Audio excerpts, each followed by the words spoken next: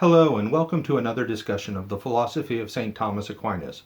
My name is Dr. Joe McGee, and today I'd like to talk to you about the problem of evil. It is a sad fact of the world that it contains many instances, even a superabundance of evil. Injury, disfigurement, disease, natural disasters, hurricanes, earthquakes, tsunamis. In addition, there are many man-made evils: injustice, violence, rape, torture, murder, war, genocide. Disturbing examples of all this evil could be multiplied indefinitely to horrifying effect. In the face of all this pain and misery, it is obviously a challenge to believe that there is an all-good, all-powerful God who has loving care of his creation. Indeed, the problem of evil is the major challenge to theistic belief in general, and Christian belief in particular. If anything could definitively prove that there is no God, evil is the only reality that might. However, by considering evil in the light of the philosophy of St. Thomas Aquinas, one can begin to see how evil is at least not incompatible with belief in the God of classical monotheism. Before we can see if evil is in fact compatible or incompatible with an all-good, all-powerful God, we have to get clear on what evil is, what is its nature. And insights from St. Thomas Aquinas can be extremely helpful in this regard. First of all, we need to understand that evil is a privation. Well, what does this mean? Sometimes it is thought that theists mean that evil is nothing, and well, that's sort of true. Evil is not something in its own right, like some kind of dark seeping ooze that invades goodness and destroys it.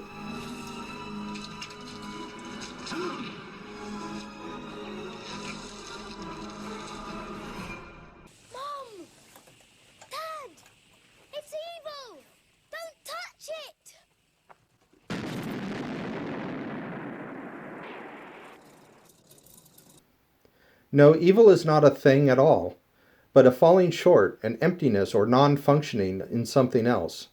As St. Thomas Aquinas explains, evil is a privation, the lack of being in something good which does exist. Existing itself chiefly has the nature of being desirable, and so we perceive that everything by nature desires to conserve its existing and avoid things destructive of its existing, and resist them as far as possible.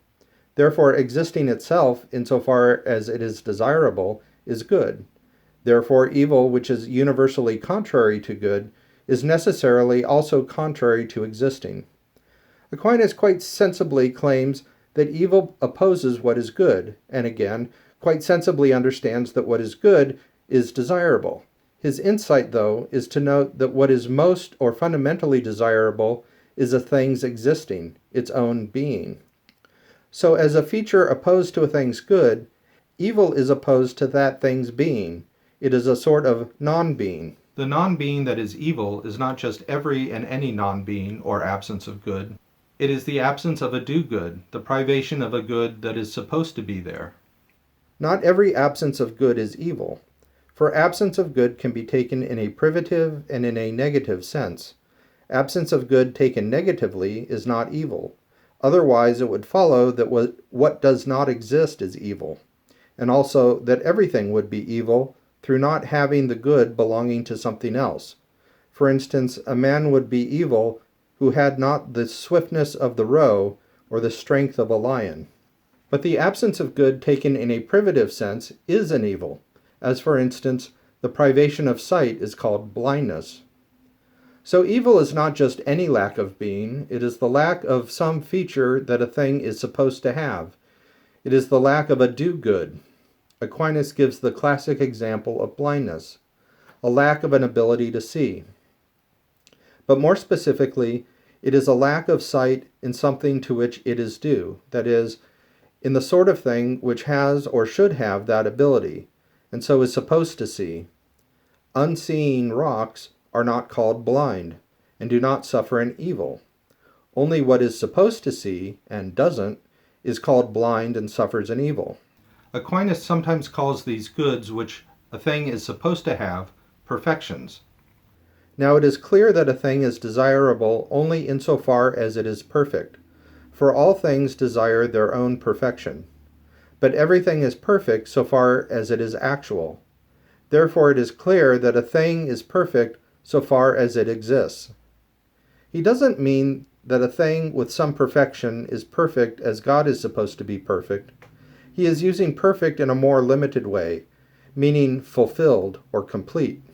He is saying that a thing is good to the extent that it exists as completely as it should, and it desires its own being and the completeness of being the kind of thing it is.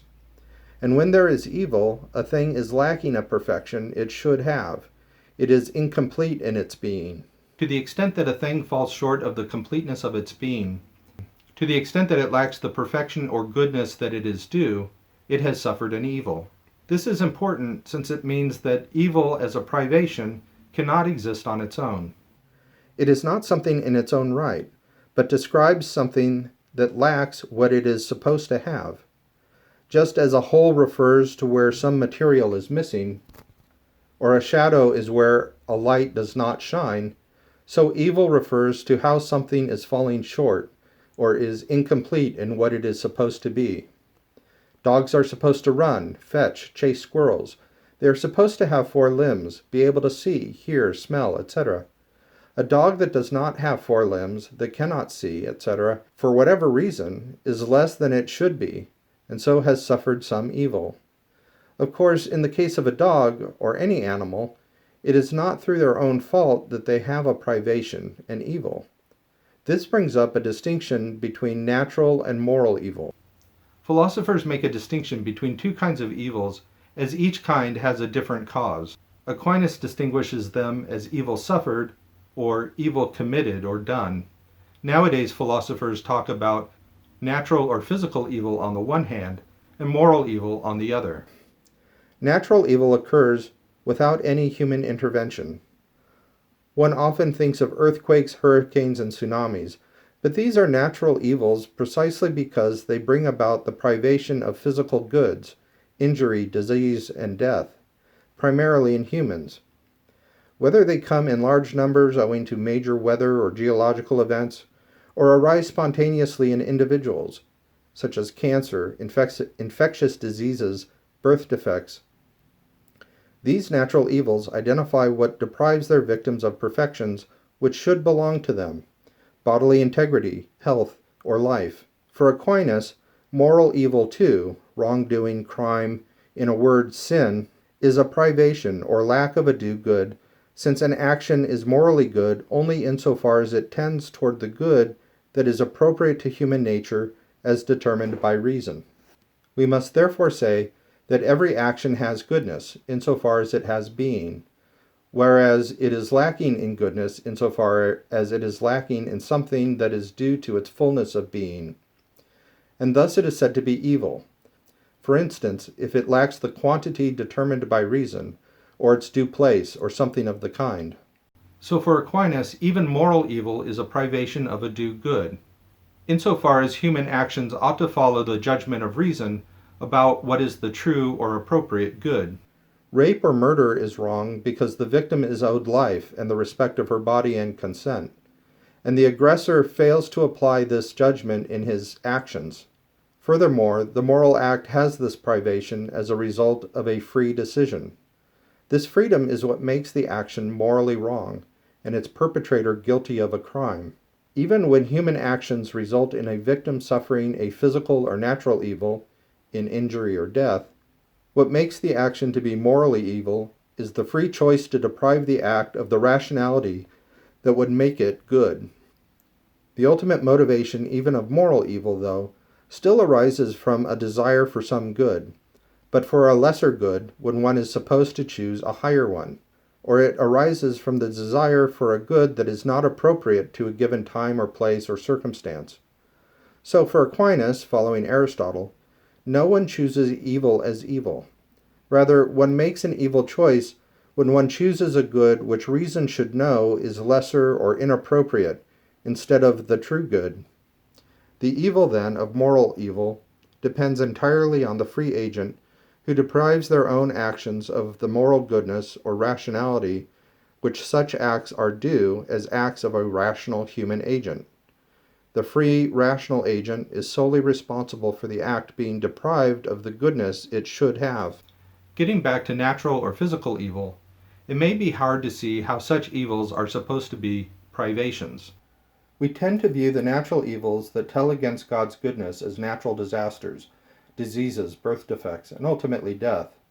Earthquakes that devastate whole cities or cripple or kill thousands or tens of thousands of innocent people. Virus outbreaks which kill millions, or cancers which slowly and painfully take the life of innocent children. The earth or water which moves or buries or drowns people are real things, not privations. The viruses and cancers which take the lives of their victims are not the lack of something, but biological entities with a kind of life of their own. These natural evils are not evils and privations in themselves, but they are evil precisely because they bring about non-being or a privation of perfection in those who suffer them. What is evil in these cases is that they cause their victims to suffer a dysfunction and to exist as less than they should, even unto the extreme of non-being. While the tsunami does exist as a mass of water, its evil consists in the non-being it brings about. A tsunami washing over an uninhabited island is not evil, but in itself good insofar as it exists. The same with diseases. Microbes or cancer tumors are beings, but their evil consists in the dysfunction and non-being they cause. Indeed, some microbes are good for humans by aiding their being, for example in digestion. To see that evil is a privation is important first because it depends on the reality of objective natures. Second, it means that God does not and cannot directly cause or intend evil. The fact that evil is a privation of a due good implies that whatever things suffer natural or physical evils have objective natures. That is, they exist as belonging to certain classes or categories of things, for the goodness or perfection that a thing is supposed to have is determined by the kind of thing it is. This is the thing's nature, the internal principle whereby it is what it is and does what is characteristic of things of that sort. Dogs, humans, and other animals each have their own objective nature that is supposed to see. This truth underlies the fact that when they do not see, they have suffered a natural or physical evil. Aquinas explains that the objective nature of a thing specifies its various perfections, goods which do or should belong to it, for it to be complete in its being. Since nature or physical evil is real and objective, and since evil is the privation of goodness due to a thing according to its nature, the natures of things have to be real and objective as well in order for things to suffer these natural evils. Only what has a nature that is supposed to see can suffer the natural evil of being blinded. In another video, we can look at those atheists who deny objective natures and thereby undercut the problem of evil and the argument against God on which it depends. The reality of evil actually gives implicit support for the existence of God and knowledge of his goodness. Since evil is real, and since as a privation of goods or perfections that are supposed to be present in good things that exist in their own right, the occurrence of real evils actually depends on goodness, goodness which is found in varying degrees of perfections according to the objective natures of things. This all implies that there is an all-good creator of good things, who is the objective standard of perfection. Aquinas concludes to the reality of God on this basis in the fourth of his famous 5 ways of proving the existence of God in Summa Theologiae, first part, question 2, article 3.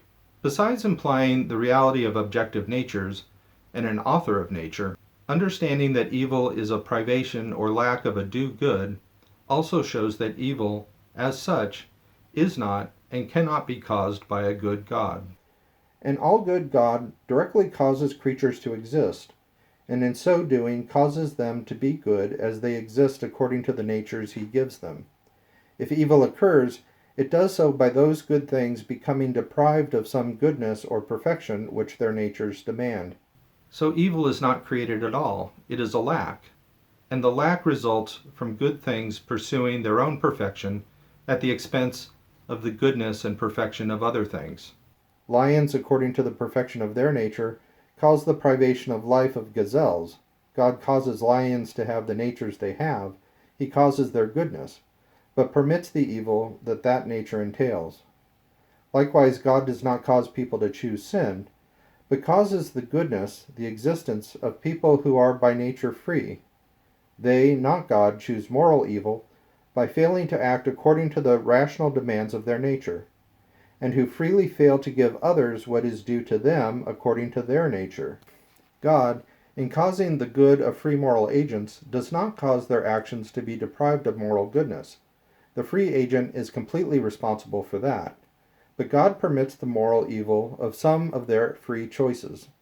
Understanding that evil is a privation of perfections due to things according to their objective natures, again means that an all-good God does not and cannot directly cause evil. But even if it is granted that God does not directly cause moral or physical evil, some object that if he were all-good and all-powerful, he would nevertheless prevent all evil. But is this true? Can an all-good, all-powerful God prevent all evil? In another video, we will take up these questions and look at the full argument against God from evil. Evil is a hard problem philosophically, as well as personally and existentially. Tell me what you think. Does it make sense to say that evil is a privation of due good? Does it minimize or falsify the reality of evil? Let me know in the comments. Also, please like this video and subscribe to my channel for more videos about St. Thomas Aquinas, the philosophy of religion, and the Catholic faith. Thanks for watching.